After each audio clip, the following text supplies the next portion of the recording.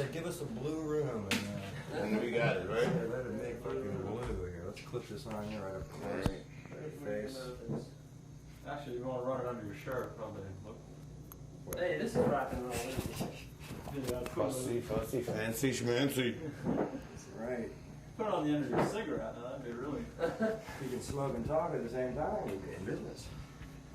That's not really too good, because he's pointing at his mouth. Here, let's Oh, wait. Okay. He's a professional. He knows how to... Now get out of here. There we go. I'll get out of here. So This room's going to sweat us out real quick. I can tell this is This essential. will be a quick eat. how's that? Under my shirt, okay? You got headphones? If you don't move.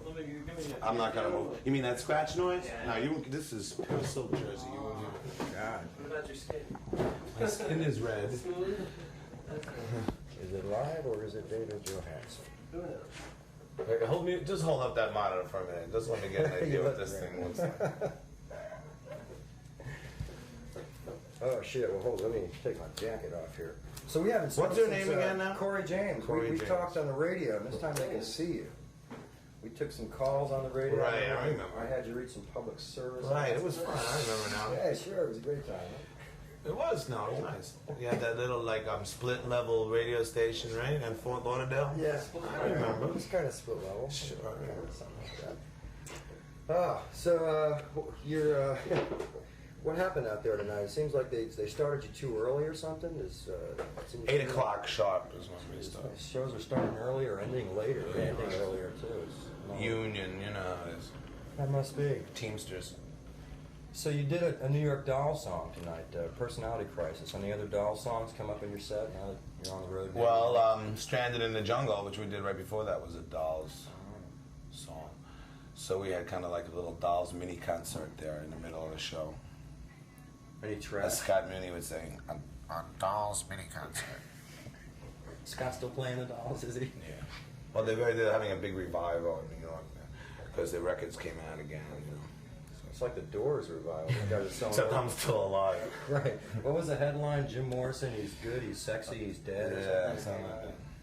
Unbelievable. But you're still alive, absolutely. Yeah. Dolls are still a good focal point for your act, I guess. Well, no, I don't think so. I just feel there's a certain amount of songs I can do, and so I'd like to do some from each point in my career, plus a lot of this new stuff that I just came out with. But Use the floor. I think that's what, where's the ashtray? You're sitting in it. I like to do a show. I mean, I think what constitutes a good show is things from past and present, you know, your whole career, like How long a is that? montage or something. You know? How long is your career now? You've been on the road how long? I started, I think, in 73, something like that. I would have said earlier than that. Professionally, 70? Because 73, it was late 72 or something like Dolls were your first band. my first recording band, like a professional band, yeah. I had a lot of guys I used to fool around with, you know, when I was in high school. I was in a band called the Vagabond Missionaries, and I was in another band called Fast Eddie and Electric JAPS. And we used to use all Japanese equipment. So you must have liked the Vapors. I'm turning Japanese. This guy's father was this guy Fast Eddie's father had this big flag that he captured from some Japanese guy in the war or something. So we used to hang that behind us, this giant flag, you know, the Electric JAPS. Got a few different connotations. We used to do we used to open for this group in New York called the Group Image. Did you ever hear them? The group image? Yeah, they were kind of like the Jefferson Airplane of New York in the hippie days. But they're not still around, I'm sure. No, I don't even think they're still alive. You're not wearing the high-heeled boots these days, but you're wearing a lot of hats on stage. You picking all these hats? Just a thrill to get on stage and change. It looks like a party going on. Party hats, a big cowboy hat. Party hats, lampshades, stuff like that. Whatever it takes. I always been into hats. I'm not into shoes as I used to be. I only have one pair of shoes, and this was shot. So I'm gonna have to go out to the sneaker store tomorrow or something. But you know, I don't know. I put on a pair of boots the other day because these shoes were so shot, and I felt really awkward. You know, I felt like a lurch. So I'm a big guy, you know. Absolutely. You must weigh 210, right? Take her. I weigh about 140, 145. Yeah. That's after a show, or what do you shed, about 5 pounds a show? I don't know, really. You have to replenish your liquids. There's a lot of ways to be doing that, absolutely. What's this tour been like? Are you doing Benatar dates the whole tour? Or are you on? Yeah, we're doing 52 dates. Good God. With her. And we do some on the side of our own. When we play our own show, we do like an hour and a half, you know, but on this show we do 45 minutes. You doing clubs? Occasionally. We did one in Albany the other night, JB Scott's. After October 31st, when we finish this tour, we're going to do about a month or so's worth of club dates. AGORA'S and the RITZ in New York and whatever. Where do you party in New York? There's so many clubs up there now. Where do you hang out? I don't know. I don't even remember what New York looks like, to tell you the truth. I've been out here for a long time, you know. I don't know what's happening in New York. There's like, you know, a million clubs in New York. It's funny because when I started in this business, there was like, you can only play at Max's and this place uptown, Kenny's Castaways. And that was it for playing. But now there's like millions of joints. They come and they go, but there's always like 25 places to go to or something. Absolutely. It's funny, like read the Soho News or The Voice or something, you go to the club page and you go, there's nothing to do. Because there's like really a million things to do. At least in the city. How'd you end up down here with OTHELLO on the new album, Here Comes the Night? OTELLO's hot stuff, huh? Isn't he really? Absolutely. You played with JACO a couple times. Yeah. Local. He is brilliant.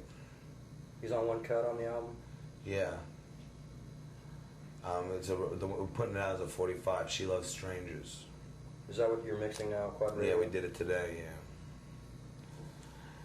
Yeah, OTELLO's great. Where'd you meet him at? Did you meet him down here? I think I picked his name out of a union book. I opened the union book and I stuck a pin in it. Steel drums. And there it was. It was magic. No, there's a motel in Lauderdale, a little motel, tiny place, and there was a bar there. Every Sunday, OTELLO and JACO would, jam for hours. 10 people, 15 people, and just. Well, let's put it this way. OTELLO has a reputation on the beach. He's been terrorizing the beach for a long time. So I just asked around, who's the best steel drummer around? And everybody said OTELLO. What do you think of Quad Radio Studios? You get to spend some time in there. It's a pretty nice looking place. It's a nice place. It's fine. It's got a nice little board. It's not so, to me, I don't like a really super sophisticated board. Because I can get something out of, something that's not so high tech or something. 747. They'd probably kill me if I said the place wasn't high tech, because it is. But in ratio to what some places are like, it's it's like you're trying to control a machine that is bigger than the both of us. You produce too.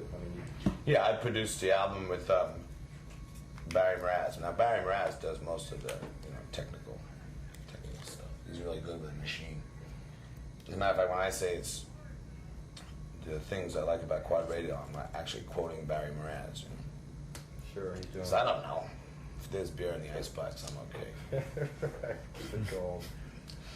What song on the album? Now, Here Comes the Night. I was fooled. I thought it was a remake of the old. Who did that song? I like the way you said it. Now, I was fooled on that one. Well, so what about it? Why do a song that's already had that title before or something like that? Right, and making sense. Do people think it's the old Here Comes the Night, which was written by who? No. There was a song by them called Here Comes the Night, but the thought never crossed my mind when I wrote the song. Somebody brought that up to me after I had written the song, that there had been a song called Here Comes the Night, but they're totally different. He's got that one, I can see right out my window, walking down the street, my girl with another guy. And in my Here Comes the Night, I'm going out with a babe on each arm and a bottle of champagne, and it's a whole different vibration. Here Comes the Night is kind of like a celebration, as far as a rock song. I got different ways of writing songs, and the real hard rockers, you can really be tongue-in-cheek and ludicrous about and make these kind of high times rock innuendos or whatever you want to call them, which is fun, but it's tongue-in-cheek. Absolutely, you're known for that little fooling around in the studio. It's to make it enjoyable, the songs. Some of my songs, I think, you know, say things that you could learn something from, like "You Fool You" or something on the new album. But some of my songs are just meant to, just like have a party or have a drink too or something. Yeah. Have a dance too. It's encouraging and kind of refreshing to find you still not taking, I mean, you take your music seriously, I don't mean it in a flippant way, but, you know, a lot of rock and roll stars are taking themselves pretty seriously these days. Yes. And I don't understand where this is coming Well, that's from. because they're rock and roll stars, I guess. You make that distinction, Dave. No, I consider myself like a rock performer or a rock singer, you could say. But I don't like that word rock star. It reminds me of like somebody very pompous. It was kind of like the idea of the dolls and stuff was kind of like to deflate that whole trip about rock stars. You know, hey, we used to come out and say, hey, I'm a rock star. You know what I mean? It was just to goof on that whole pomposity of the situation. It's more goof on the people behind the scenes. That's why I felt after, you know, the Dolls to me was a project that was completed. I mean, we did that, you know, we debunked it or whatever, you know, the whole thing with the homophobia and alleged drug abuse and debauchery and stuff, you know. I mean, it was like, hey, you know, throw a boa on and boom, boom, you know. Absolutely. It's like, you know, putting a little Richard back into it or something, you know.